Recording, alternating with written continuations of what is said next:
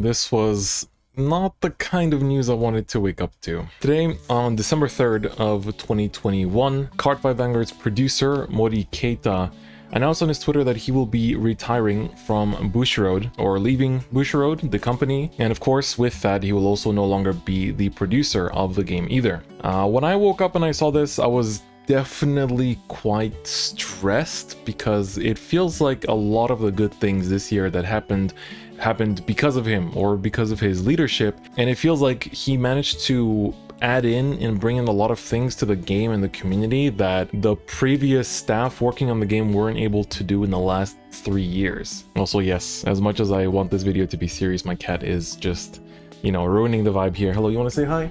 Isa, hello. Oh, she's saying hello, I think. Isa. Okay, she's staring at me, so I think she's noticed, and back to this. So yeah, as I was saying, like, I definitely took quite heavily to the news at first, and I still do feel quite heavy about it just because ever since we switched into Overdress, while not everything has been, you know, sunshine and rainbows, there have been so many things that have been done right over this last year that almost felt impossible to do before Moripi stepped up. And I think for a lot of the English community in particular, there's a lot of things that, like, you know, dissatisfaction with V premiums, like power creep throughout the last years, like the state of premium until the last restriction list. You know, people like myself asked for new unique unit designs and things like that, and new exciting anime. He managed to deliver on all of those aspects, and obviously, you know, we have to keep in mind that not everything here is brought about by him. It's a whole team effort, right? Bushiroad is a whole huge company in Japan that doesn't do just TCGs. They're a multimedia company. But when you think about him being at the helm of all of these decisions, it really does feel like a very heavy loss at the same time. Now, for me, I first learned of Moripi back when I lived in Japan, and sometimes when me and one of my dorm mates would cook dinner, I've told the story on stream before, we just have the TV on and just like watch whatever random stuff is on in the background while cooking and having dinner. And there was one time when we were just flipping through channels where, like, there's a Shadowverse TV show, and Shadowverse, if you guys don't know, is a collectible card game on Steam and mobile platforms, which is basically like anime Hearthstone. It's actually one of my favorite online card games as well. And so I was like, hey, well, I was playing Shadowverse at that time, you know, I've been playing since the start, and I was like, oh, that's cool, let's check out the TV show. And then one of the hosts was actually Moripi, and so that's when I first learned of him. But of course, back then I didn't think much of it. It was just a TV show host, right? You don't really think much of like someone like that, right? But then when Overdress was first announced at the 2.0 product announcement last year in January, I think, you know, seeing a familiar face there, I was like, wait a second, I've seen this guy before. And that was already something that kind of was already a connecting factor. And the fact that he greeted part of the audience in English gave me this kind of hope. It's like, wow, they're actually going to be kind of like looking at the global side of things more. And they did. And that really came through as well. I posted this on my Twitter earlier, but Bushiroad released their like quarterly kind of like income report on YouTube that was narrated by the CEO of Bushiroad, and they said that on the TCG section that Overdress in particular was doing really strong in the West, overseas. And I want to believe that Moripi's ability to connect with the overseas audience and be transparent with them and talk with them had a pretty big factor in that too. Of course, it's also his ability to know how to advertise to the West, right? We saw all of those like content creators being sponsored by Bushiroad for the starter decks, Giguk doing the thing on the Vanguard anime recently, like my anime list having ads for Vanguard all over the place. Like, those things obviously didn't come out of nowhere. Those were all decided by the company that is how they want to advertise the game, and it worked. I almost want to say that this was like an industry first English communication. Like, I've even had friends that play other card games that don't have anything to do with Vanguard come up to me and say like, damn, I'm jealous. Like, this gives me hope that maybe the card game industry in Japan will start to look more at the global side of things and won't just be always looking at Japan, and then some of the crumbs will go to the overseas audience that play the English format of the game. And whether we like it or not, like, during his time, premium was basically saved. Like, we have BRO 2021 coming up tomorrow. I'm super excited to commentate and for you guys to see the broadcast. Make sure you tune in, by the way. But premium right now is in a really good spot. The fact that, like, you can get into a discussion about the premium meta right now and you can go over dozens of decks that could top tomorrow, that is fantastic. That's fabulous. And it's only thanks to having an efficient restriction list that we were able to get to that place. The V premium format turned into one of people's most enjoyable formats right now. Like, when people do polls of like, which format do you enjoy the most, a lot of people say, yeah, V is my favorite because it doesn't have over triggers and because they managed to nail the gameplay now with the clan collections. And I have to say I agree agree, like I also really do enjoy it. I don't know if I would say it's my favorite. I think my favorite always goes up and down depending on the releases. So like right now I'm focusing on premium a lot, but then next week I'll be focusing on V premium, and then afterwards I'll be focusing on standard. So I think I'm a bit of an anomaly in that case. But V went from being something that people almost detested with how power crept it was, especially in the second half of last year, to now being a format that so many people love and so many people enjoy playing. And while it already started to shape up into that before MoriP came on, although of course Moripi could have already been there but not have announced that he was there, it really like continued to be that way throughout this year while he was at the board, right? While he was the producer. For me, this part is also very important, and I've been shilling this for like weeks now. The Overdress anime is really exciting. Season 1 was a bit of a doozy. I think we can all admit that Season 1 was okay, but it was important for introducing characters and that initial world building, but it did it in a bit of a clumsy way and kind of awkward. But Season 2 has just been chef's kiss, like really amazing character drama and just overall like fights. Like some episodes are literally almost entirely composed of fights while still being able to do plot devices and plot points and like character backstories and everything. And the anime is exciting, and it's something I look forward to every single week now, which I haven't felt since the G series. Even during the G series there were some seasons or some like arcs in seasons that I wasn't particularly excited about, but then there'd be some super highs. And it's been kind of similar here too. Like Season 1 I was watching, you know, I wasn't necessarily like excited or like I couldn't wait for every week to see the next episode, but now in Season 2 I really am. And this is to all the people that are like, oh my god, no, MoriP stepped down, Vanguard's gonna die, they're gonna cancel it, it's all over, the world's gonna burn down. No company greenlights 2 seasons, 3 and 4, after their current one that is still airing if they truly think they're gonna kill a game. I really don't, like, I've seen Japanese people tweet like, where does this line of thinking even come from? Like, how do you get to this conclusion that the game will end when there are so many like collabs, and there's all these like collab cafes, and there's all of this like promotional material and radio shows and like more anime coming out and all these products lined up? Like, this is not what the death of a game looks like. If anything, Buddy Fight was kind of what the death of a game looked like, because there you had this weird announcement of like, we will no longer do an anime, but we will still release products. And then the product started getting a little bit weird and things, and then suddenly it was cancelled, right? We're nowhere near that stage with Vanguard. If anything, we have a lot of product. Like for some people, too much product maybe, I don't know. Like even for next year alone, we have collab sets, we have main sets, we have V premium support sets twice per year, we have a premium collection being promised to us. There's so many things to look forward to, so I just want to quickly address that. I really don't agree with the idea that like Vanguard's gonna die, and you know, call me a shill for the game or whatever as much as you want, but I think any amount of logical thinking will bring you to this conclusion too. For me, another really important thing is the really exciting and unique character designs of the actual units, right?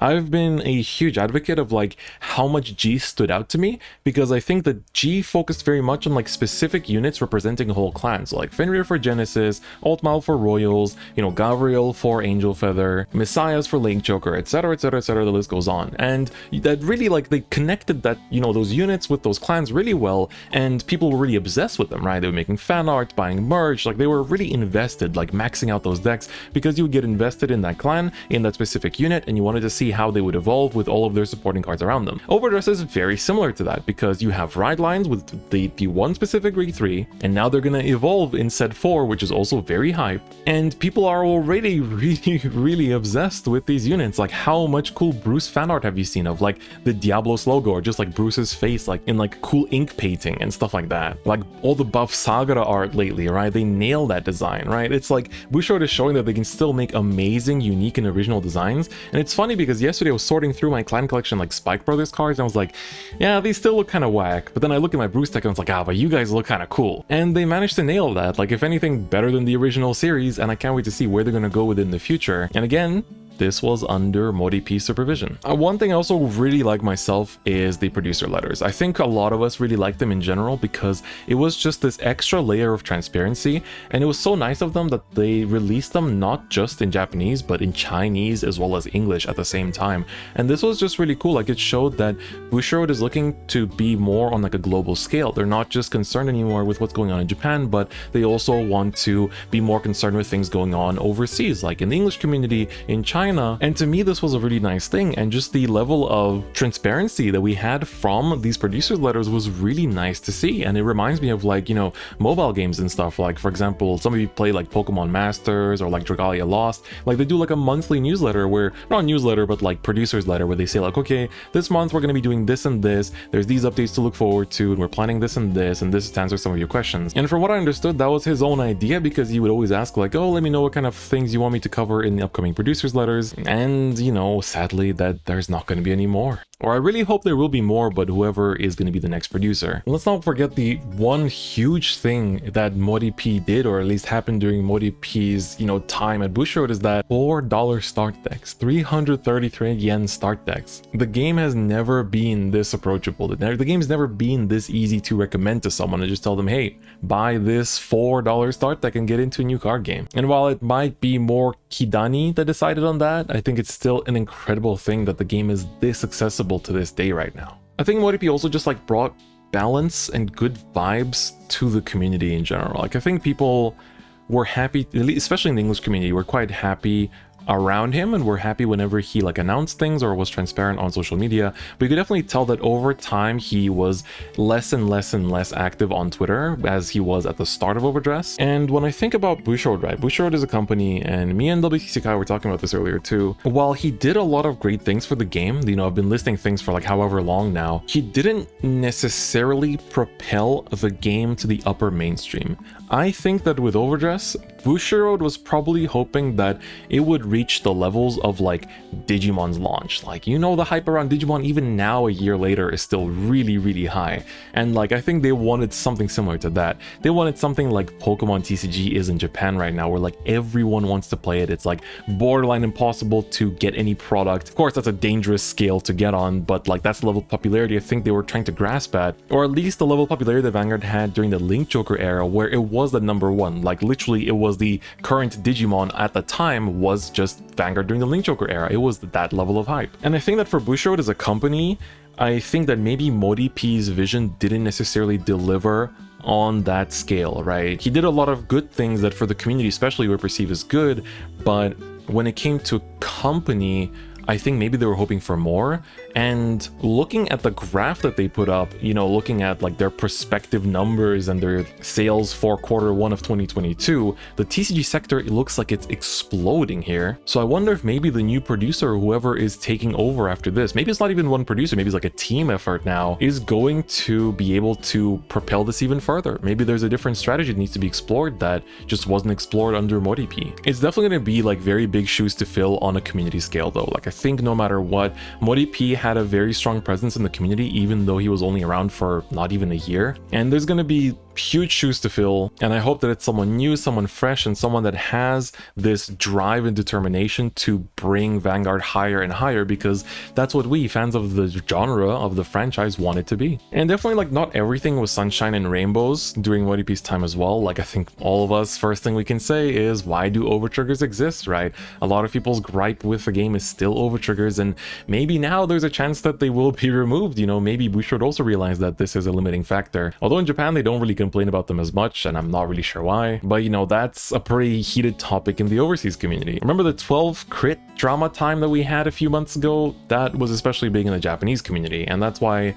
people were quite worried when this retirement, or, you know, MoriP leaving the company was announced. They were quite worried because I think they had that kind of feeling from that drama as well back then during the 12 crit, where he had to apologize on stream and everything, that, you know, things were a little bit shaky. And I think that in Japan, maybe they, you know, obviously they didn't see the whole like overseas reach out, right? Because they're concerned with what's happening in Japan, and they can see that he greets people in English and things like that, but that doesn't necessarily mean as much, I guess. I think another thing, especially for myself, was that encounters came that early. I still remember the day on Twitter when encounters were announced and everyone was like, we just rotated, like, why are these cards coming back already? Like, now after it's been, you know, half a year, it's kind of whatever, nobody really cares anymore. But at the time, I think that might have actually hindered the game's potential a little bit, because people already were like, oh, I just got into this new stuff, oh, second set, there's already nostalgia, right? And we all kind of got over it, but at the same time, that was potentially a hindrance to the game's growth back then too, right? And like they say, you know, in their announcement, like, the sales were good overseas, but I think that Bushiroad themselves also wanted the game to have the same level of hype as like Digimon in Japan on launch and be able to carry through, or now like Build Divide is doing pretty well for like a new card game that just came out. And I think that they wanted more of that impact that it had overseas also in Japan. But I think also, again, coming back to a lot of the people that are, you know, panicking right now, the future is not bleak by any means in my opinion. Like, I'm also very sad that Moripi is leaving, and the next Tuesday stream is going to be definitely like conflicting emotions with like the hype announcements and this sad announcement. I think Moripi made a lot of great strides, but we can still go further to reach the mainstream again. And this is something that I've noticed mentioned by a few people, is that it seems like in the past, like this isn't the first time that Moripi kind of like stepped into a company, fixed up and like patched up the issues, and then afterwards just kind of left and went on to do something else. And that's definitely what it feels like here, right? He stepped in, he set Vanguard on the right path, on the right footing, fixed premium, introduced a lot of fresh ideas, you know, built that kind of connection with the global community, and now he's off to do something else, right? And that's not a bad thing either, right? Having someone that just comes in to like kind of like give the game that good push it needed and then kind of baton pass it to someone else that can keep this flame going, I think is not a bad thing either. And also, like I've been mentioning a lot of times, like the 2022 Q1 projections are like mysteriously high. I really wonder what's going to go on the TCG sector there. Keep in mind that could also be with Rebirth and with Vice as well. Like Vice has been Bushiroad's best performing game of the year because of HoloLive and quintuplets. So I don't know, like we'll see what's in store for us next year. We'll find out on Tuesday potentially, because I mean their whole thing with the presentation on Tuesday is that it stonks, right? So must be something. I think in general, let's wait and see what's announced on Tuesday. You can also join us. I'll be restreaming the entire thing. I think I'll also have WCC Kai with me as well, because, you know, we just have a fun energy together. It'll be fun to watch the whole announcement together. And most importantly, I also want you guys to check out the Bushiroad Rumble online stream that we have this weekend for Premium. Next weekend, we'll be doing V Premium as well. A lot of people have worked really hard on this tournament, and I really want you guys to check it out. There'll be streams for every single region. Hell, I think the stream is going to be starting mere hours after I upload this video, so make sure you check them out. I'll leave links in the description for every region. I'll be commentating for EU, so please do check it out because I would really love to see you guys there. But yeah, that was my kind of discussion of, you know, MoriP and this entire kind of announcement this morning. I just kind of want to get something out there because I'm really thankful for MoriP for all the things he's done, like all the things he's done, whether it's fixing Premium, and it's especially his ability to bridge the gap between the Japanese and overseas communities and showing the TCG industry that it's okay to be transparent with your player base. It's okay to talk to your English player base even if you are located in Japan. And I really hope that not just like Bushiroad Games and Vanguard, but also other TCG companies copy this example, because I think like you can't ignore the fact that it worked well. I want to also quote a message that I was sent by one of my friends, Toya. So some of you that are like old heads of the game, they've been around since the start, might remember a blog called Cardfight Pro or Vanguard US, whichever you prefer to call it by back then. But that was basically a blog that collected all of like the tournament data and has so many cool legacy articles on it even to this day. And we were talking after this announcement a little bit, and he's a person that knows the industry officials really well. So not just in Bushiroad, but just in general, like on his Maniacs channel, he has a whole series on the history of Japanese trading card games, and like he goes over like so many of the big names that have like shaped the TCG industry as we know it. And whenever, like I remember when Build Divide came out, he immediately like went over the staff list, okay, like, and like went over what they've done in the past and what this means for the game and things like that. And so he's also quite familiar with Kidani, you know, over the years as well, or just as like at least Kidani's kind of like outlook on the game. And I'm just gonna read out his message because I think this one, I've seen this sentiment being said by Japanese players and I was never really too sure what it meant. But it says, I think people don't realize how much this game is everything Kidani ever wanted to make. It's his baby. The company could even sit on losses for a while because he'd probably fund it out of his own pocket, but they aren't even losing anything right now. We know the game is profitable or we wouldn't have all those tie-in seasons greenlit in advance. Like what I've seen from some of my Japanese friends or just like in general people on JP Twitter talk about is that as long as Kidani is on Bushiroad, Vanguard will never die because Vanguard is his baby, right? And I never really understood why they say that, or like I never really saw this like strong link between Kidani and Vanguard, but turns out that it really, you know, for if someone that really knows the industry officials, you know, and all the data about them is relaying that information, then I'm also pretty hopeful that like if Vanguard didn't go under during V, I think we're fine for the long run. But yeah, guys, enough talking. Thank you so much for tuning in. and I really appreciate your guys' attention. Let me know your thoughts in the comments, of this whole event. Do keep it civil though. I know a lot of people on places like Facebook are being pretty, dramatic about things. Or not dramatic, but like panicky. So let's keep it civil, let's keep it calm, let's have a nice discussion in the comments. And I hope to see you guys there for BRO this weekend because I'm super excited for the live streams and I can't wait to see you guys in the chat. But anyway guys, if you liked the video, please do give it a like, and if you haven't already, please do subscribe. But otherwise, I'll see you guys next time. Bye bye.